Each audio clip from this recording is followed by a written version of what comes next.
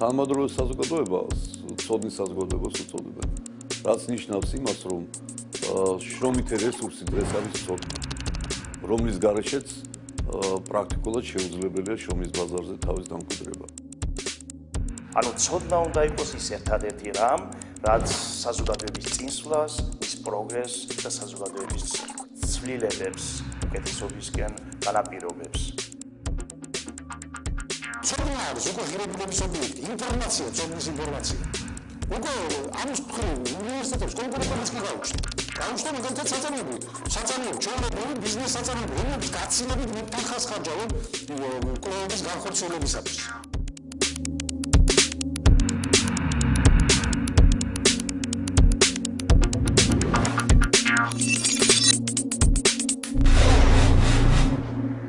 უნივერსიტეტმა თავის მთავარ ამოცანად განსაზღვრა ის, რომ შექმნას ძალიან მაღალი ხარისხის საგანმანათლებლო პროდუქტი. ის, რომ უნივერსიტეტი ამ ამოცანას წარმატებით გართმევს თავს, დასტურდება იმით, რომ რამდენიმე წლის წინ იუნესკოს განათლების საერთაშორისო მართვის ინსტიტუტის გამოკვლევით ჩვენი დაწესებულება დასაქმების მაჩვენებლით პირველ ხუთეულშია. ჯერ კიდევ 2001 წელს საქართველოს ჩვენს უნივერსიტეტში შეიქმნა ხარისხის უზრუნველყოფის ცენტრი, სამსახური, რომელიც 2005 წელს იქნა კანონით, საქართველოს კანონით უმაღლეს განათლების შესახებ დადგენილი და საუბრებულო გახდა ყველა უმაღლეს სასწავლებელისათვის.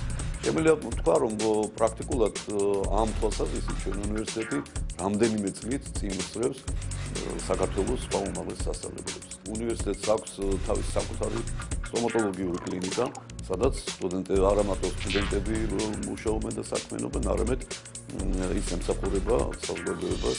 ჩვენ მედიცინის ფაკულტეტზე გვაქვს ორი მიმართულება, სტომატოლოგია და ფარმაცია, სადაც სწავლება ხდება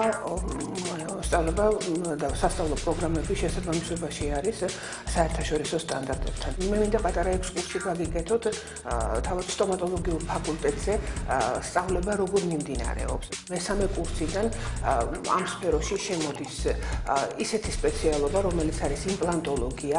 იმპლანტოლოგია ეს არის ეხლა განვითარებადი საქართველოში სფერო, რომელიც ორთოპედიისა და ქირურგიის ნაწილს წარმოადგენს და აი ეს საგანი მათთან შემოაქვს მათ ცხოვრებაში ბატონ დავით ხიდირს, რომელსაც მიღებული აქვს განათლება ჰარვარდის უნივერსიტეტში. მეოთხე კურსიდან სტუდენტები ეუფლებიან ჩვენ საუნივერსიტეტო კლინიკაში ალმა-დენტში თერაპიულ, ქირურგიულ და ორთოპედიულ სტომატოლოგიას, ასევე გადიან ორთოდონტიის კურსს და ისინი პირადად პაციენტებთან არიან შეხებაში. სტუდენტს აქვს უფლება და უნარი იმისა, მეხუთე კურსის დამთავრების შემდგომ, რომ მან თავისუფლად გააგრძელოს რეზიდენტურაში სწავლება და პაციენტი მისთვის უცხო არ იყოს.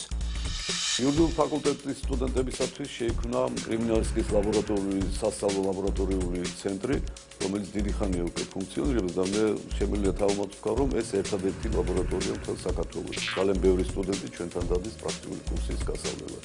სადაც 2000 წლიდან უკვე დაიწყო ფუნქციონირება და მრავალმა სტუდენტმა გაიარა პრაქტიკა ჩვენ ლაბორატორიაში, როგორც სასწავლო პრაქტიკა, ისე სამუშაო პრაქტიკა. ჩვენი ბაზა სრულიად მზად არის ამ საქმისათვის. ნებისმიერი კვლევა შეგვიძლია, ნებისმიერი სახის აპარატურა გაგვაჩნია, რაც უშუალოდ კვლევებში გამოიყენება და უშუალოდ შეგვიძლია გამოძიების წარმოება. ამ ლაბორატორიაში გამოსდილი სტუდენტი უკვე მზად არის იმისთვის, რომ მუშაობის დაწყების შემდეგ აღარ გაუჭირდეს თუნდაც შემთხვევის ადგილზე გასვლა, დათვალიერება.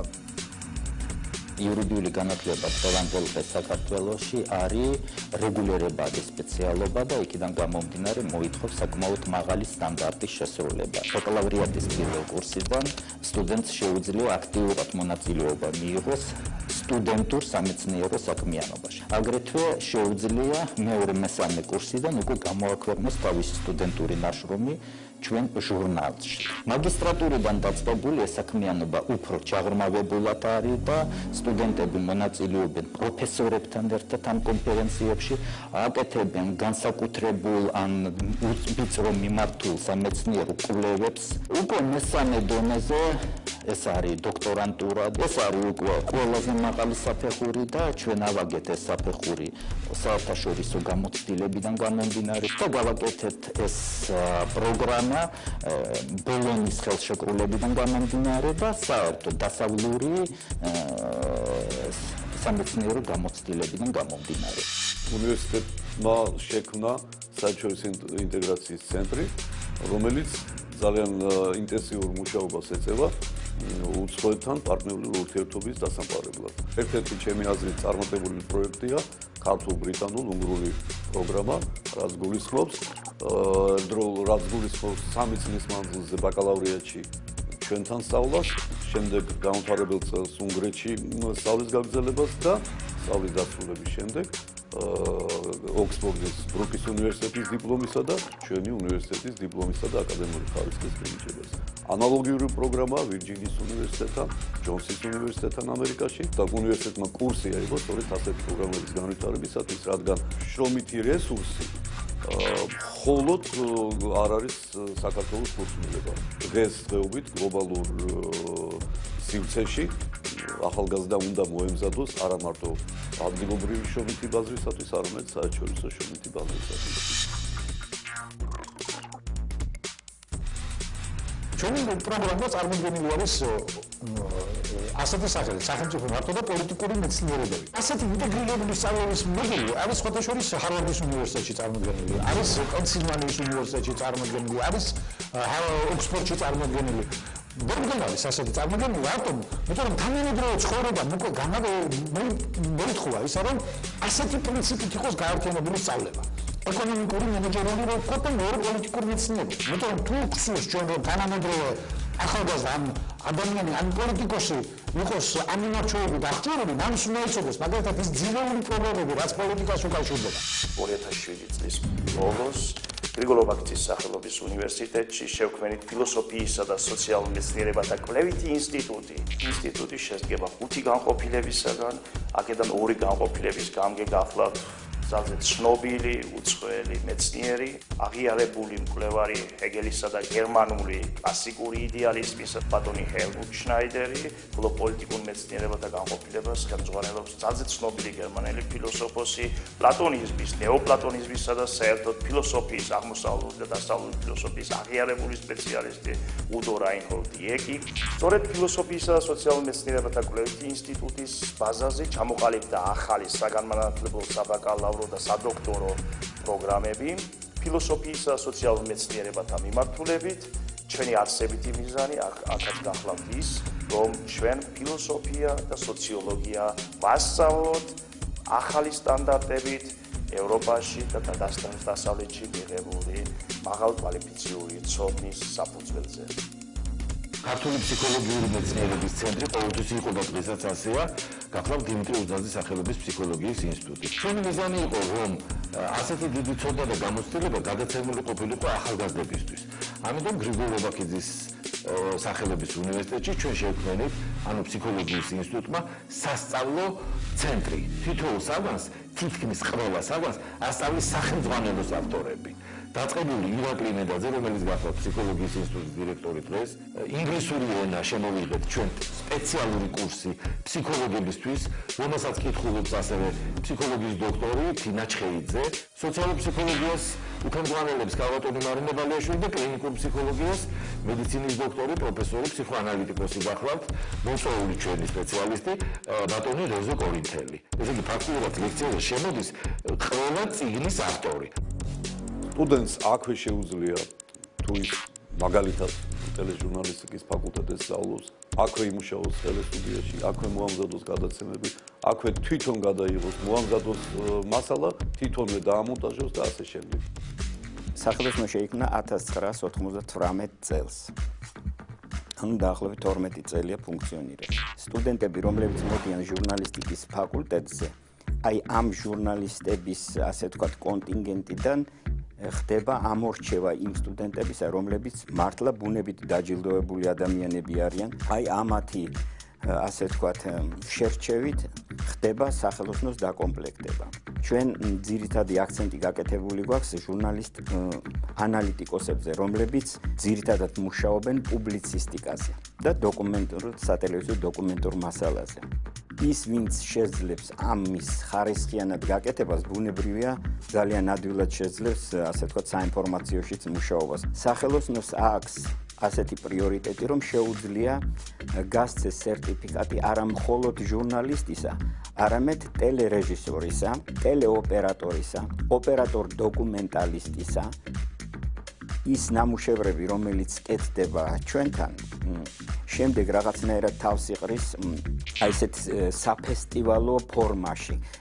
აი ჩვენ უკვე დავიწყეთ ამ ტიპის ფესტივალების ჩატარება, ძალიან საინტერესოს კენტავრი ქვია სახელად და იმედი მაქვს, რომ წელსაც ისევე წარმატებით ჩატარდება ეს ფესტივალი, როგორც ჩატარდა შარშა.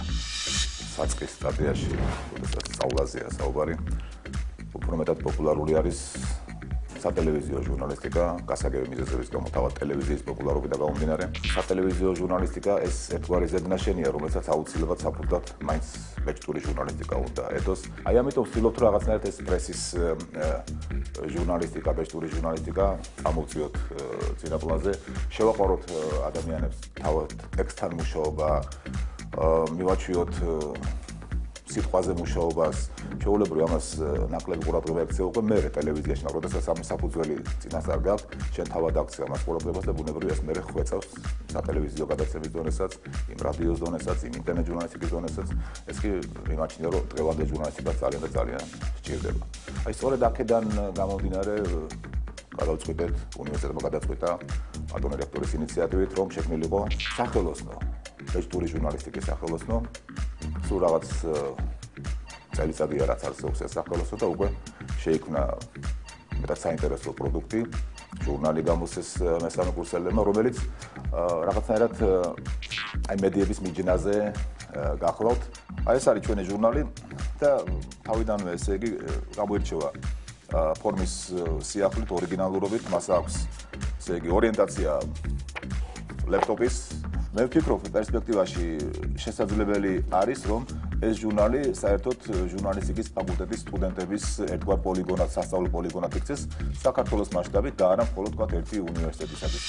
უნივერსიტეტმა შეძლო მოახერხა ის, რომ დღეს ის აშენებს ახალ корпус, უпроსორად მთელს ინფრასტრუქტურას, ეს იქნება სრულიად თანამედროვე, ახალი მოთხოვნებით, ახალი აპარატურით აღჭურვილი корпус, სადაც სტუდენტები ბევრად უფრო კომფორტულად იბრძოლენ თავს, შესაბამისად ბევრად უფრო ეფექტური იქნება სასწავლო საგანმანათლებლო საქმიანობა და რასაკვირველია, აკადემიური შედეგებიც ბევრად მაღალი იქნება.